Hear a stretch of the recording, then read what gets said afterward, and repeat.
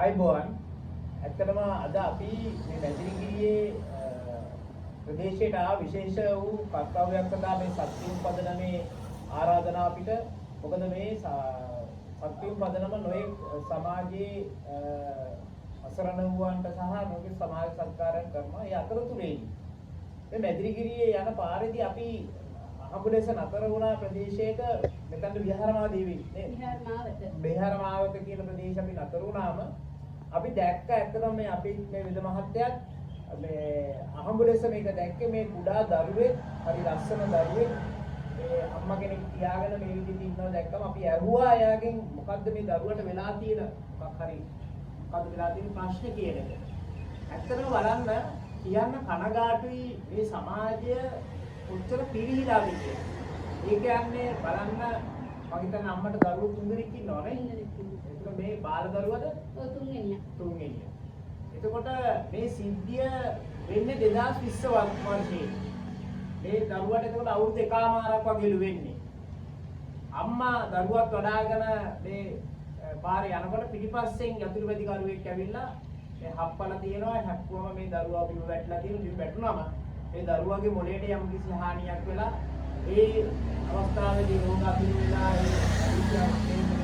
ඊට පස්සේ අවුරුදු ගානක් මේ දෙවියන්ටම පිළිත් කරලා කියනවා. නමුත් අද වෙනතුරු ඒ දරුවට සුවපත් වීමක් අපිට දකින්න බෑ. දැන් මේ වෙනකොට වසර කීයද මේ දරුවගේ වයස අන්නේ? අවුරුදු 5යි මාස 10යි. අවුරුදු 5යි මාස 10ක් වෙනවා මේ සිද්ධිය වෙලා. එතකොට දැන් අවුරුදු 3කට වැඩි. 4කට වැඩි.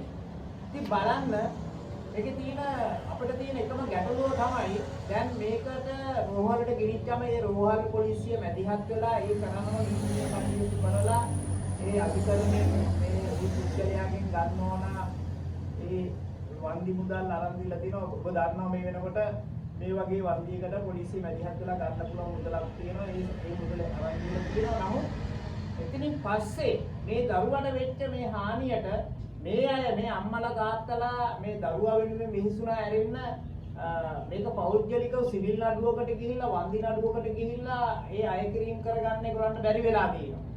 නමුත් අපි ඒකත් අත්හැරලා දාමුකෝ. නමුත් මානසික වශයෙන් මේ පුද්ගලයා මේ අයට මේ දරුවට මේ தත්ත්වය උදා කරපු පුද්ගලයා අද මේ වෙනකොට විදේශගත වෙලා තියෙනවා අපි අහනකොට. නමුත් මේ දරුවට මොකද වුනේ කියලාවත් මේ වෙනතුරු හොයලා බලලා නැහැ. නමුත් අපේ හදවත දැක්කම අපිට දාලා යන්න බෑ. ඒ හින්දායි අපි මේ වීඩියෝ එක කරන්න හිතුවේ. මොකද අපි කොහොමත් ඉපදිලා එක කාලයක් ජීවත් වෙලා මැරෙන අය. හරි. අම්මලා තාත්තලා ඉන්න දරු සම්පතක් ලබා ගන්න බැරුව සෑහෙන දුක් විඳිනවා. බලන්න මේ මල් කැකුල දැක්කම ඇත්තටම අපිට දාලා යන්න හිතුන්නේ නැහැ. දැන් මේ අම්මලා වුණත් කැමති වුණේ නැහැ මේ වීඩියෝ පටය කරනුනත් කැමති වුණේ නැහැ. නමුත් අපි කිව්වේ මේක තවත් කෙනෙක්ට මේ දේ නොවෙන්න. උඹලා මිනිස්සු හැටියට ඉපදිලා තිරිසනුන් හැටියට නම් මැරෙන්නේ ඒක ලොකු අර්බුදයක්. ඒක ලොකු ගැටලුවක්. අපි සමාජයට මේ වෙනකොට කියන්නේ දැන් මේ වගේ දෙයක් වුණාම ක්‍රියාත්මක වෙන්න ඕන ආකාරය. අඩුම ගානේ ඒ වගේ දැනුමක් තියන අය මෙයාට ඒ දැනුම ලබා දුන්නා නම් මම හිතනවා මේ දේ වෙන්නේ නැහැ. මේ අයට දැන් අසරණ වෙලා මේ දරුවාගේ ඉදිරි බෙහෙත් ටික දාන්න විදිහක් නැහැ. මම හිතන්නේ කොළඹද නේද යන්නේ ක්ලිනික්. රිස්වේකට යනවා ක්ලිනික්. ඉතින් අම්මලාට කිසිම දෙයක් කරගන්න බැරුව අද අසරණ වෙලා තියෙනවා. ඉතින් මේව බලන අය ඉන්නවා නම් අවුල් හරි මෙයාට උදව් කරන්න කියන දේ ඇතුව මම හිතන වෙද මහත්තයරක් තියෙනවා මේ ගැන වචන ටිකක් කතා කරන්න. මම වෙද මහත්තයර ආරාධනා කරනවා මේ දරුවා වෙනුවෙන් වචනයක් කතා කරන්න කියලා. බොහොම ස්තුතියි. මේ දරුවගේ තාත්තා රැකියාවක් කරනවද? තාත්තා ඉස්සරහ රැකියාවක් කරා මේ දෙන්නද එයාට කැන්සර් එකක් ඇවිල්ලා තියෙන්නේ.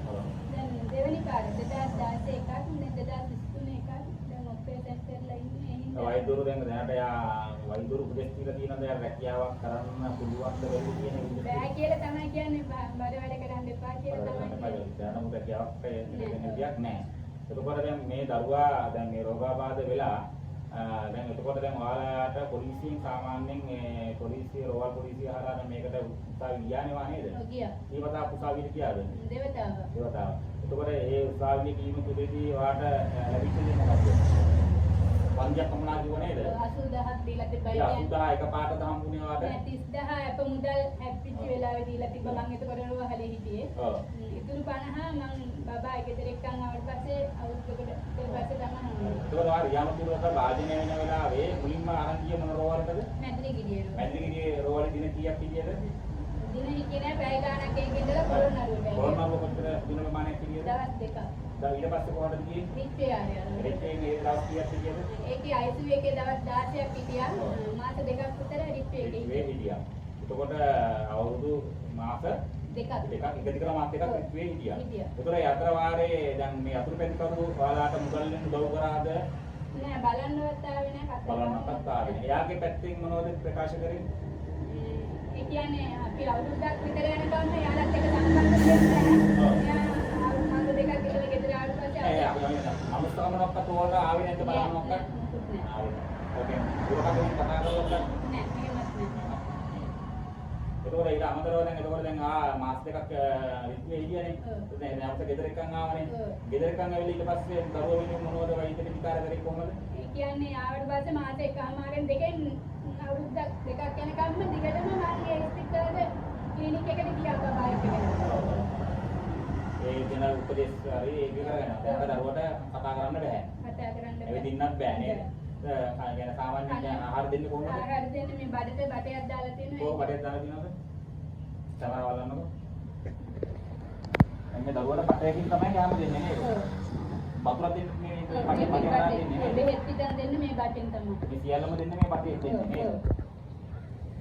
හා එතකොට දැන් මෙතනදී දැන් ඔයාට රජයෙන් හම්බෙන ආධාර මොනවද හම්බෙන්නේ මේකට? රජයෙන් ආබාධික දීමනා විතරයි. ඒ ආබාධික දීමනා හම්බෙන්න අරන් කොච්චර කාලයක් වෙනවද?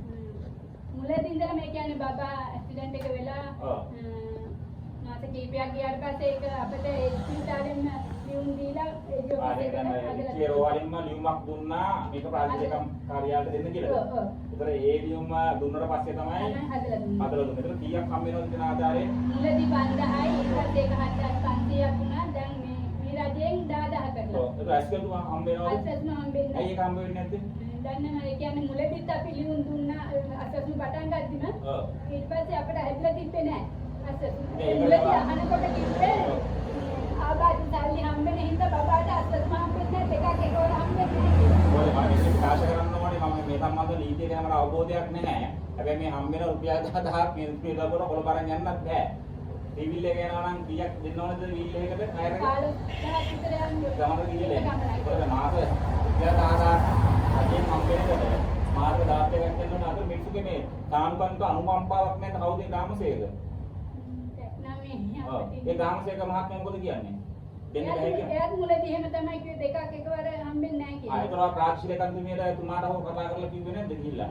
එහෙදිත් ඒ ප්‍රාදේශීය මැඩම් කිව්වෙත් අසස් මේ ආබාධිත හම්බෙන හින්දා මුලදී අසස්ම හම්බෙන්නේ නැහැ කියලා තමයි. ඔය ඊවස ඔයාලා ඉතින් නිලධාරිකව කතා කරේ නැද්ද ඒ සම්බන්ධව? එයාට ඉතින් ගියේ නැහැ. ඒ මම නම් දන්නේ මේ සම්බන්ධව දැන් අපිට ඒක කියන මේක ප්‍රාදේශීය කන්දුමාට කතා කරන්නම්, තුමිනාතුමාට කතා කරන්නම්. නීතියට මොකද්ද කියන එක අපි දකින්න ඕනේ වුණාට මනුස්සකමත් මේ මනුස්සයාට ඇත්තම නිරුක්තිය 10000ක්වත් යන්න බෑනේ මේ නේද? ඒකෝට දැන් ගෙදර මනුස්සකමත් තිබිච්ච නිසා තමයි රිපියෝ රෝවලින් මම හිතන්නේ ලියුමක් දීලා තියෙන්නේ. අනේ මනුස්සකම තියෙන තැන. ඒක මුලදී කිව්වා මේ ආබාධිත හම්බෙන්නේ නැත්නම් ලිස්ට් එකට තමයි යන්නේ කියලා. එහෙන් ලියුම දුන්නේ හින්දා තමයි ඉක්මන් කරලා මෙයාට හදලා ඉතින් පෞද්ගලික රජවල් මේකට වග කියන්න ඕනේ නේද? පෞද්ගලික රජවල් වග කියන්න ඕනේ මේවට. අපේ මේ වගේ මිනිස්සු බඩගින්න ඉන්නද? වේත් කරගන්න විදියක් නැහැ නේද? ඒකට නේද? ඒවා ලිස්ට් අපි ඇත්තටම මහත්තයා අපි දැන් ඇත්තටම එදා මෙදා තුර දිහා බැලුවම මේ අපි මේ පත් වෙලා ඉන්න රජයන් දිහා බැලුවත් මොන දිහා බැලුවත් මේ හැමදාම සිදුවෙන එකම ක්‍රමවේදය තමයි. ඉස්සරහට වෙන්නේ ඒකයි දැන් වෙන්නේ ඒකයි කවුරු කාලේ වගේ අපි මේ පැත්තට ඇඟිල්ල දික් කරන්නේ නැතුව අපි බලමු මේකේ මිනිස්සුયો කියලා කොටසක් ජීවත් වෙනවනේ. දැන් අපි දැකලා අපි ආම්බුලන්ස් මෙතන දැකලා මේ දරුවව දැකලා මේ අම්මා තියාගෙන ඉන්නව දැකලා අපේ හදවතට මෙතනින් යන්න ඉඩ දෙන්න නැතුව නතර වෙලා ඇහුවේ මොකද්ද මේ දරුවට වෙලා තියෙන්නේ කියලා. ඉතින් අපි මේ අම්මා අකමැති වුණත් මේක මේ විදිහට රටට හෙළි කරන්න මොකද මේක අපේ රටට හෙළි කළ යුතුයි. මොකද මේ වගේ මල් කැකුළු හරිද මේ ඉදිරියට එන්න තියෙන අපේ අනාගත පරම්පරාව මිනිස්සෙක්ගේ හදවතට දැන් ඒ ඇක්සිඩන්ට් එක මේ වගේ අනුකූල කාර්යයකට වෙන්න පුළුවන්.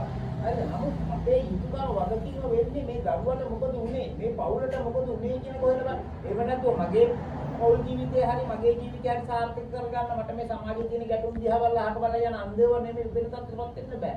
ඒක අපි කියන්නේ මේවා දිහා ඇස්සරලා බලන්න. අපි හැමෝටම අවශ්‍යයි. ඒක අපිට හෙට අද මේ වෙලා තියෙන දේ හෙට අපිට වෙන්න පුළුවන්. හරි? අපිට උනත් මම කැමති නෑ මේ පොඩි දරුවන්ට මේ වගේ දේවල් වෙනවට මොකද හේතුව අපි වගකීව යුතු වැඩිහිටියන් හැටියට මේ සමාජය හොඳට හදලා තිබ්බම මේ පාල් කැටුරු වලට මේ විනාශ වෙන්න වෙන්නේ නැහැ. අපි දන්නවා අපේ සමාජය තුළ නොයෙකුත් අකටයුතුකම් අපි අහනවා. ඒ නිසා මම කියනවා සැදැවතුන්ට පිනට කැමති. ඉතින් අපේ ඉන්න මිනිස්සුන්ට මේ දිහා බලන්න.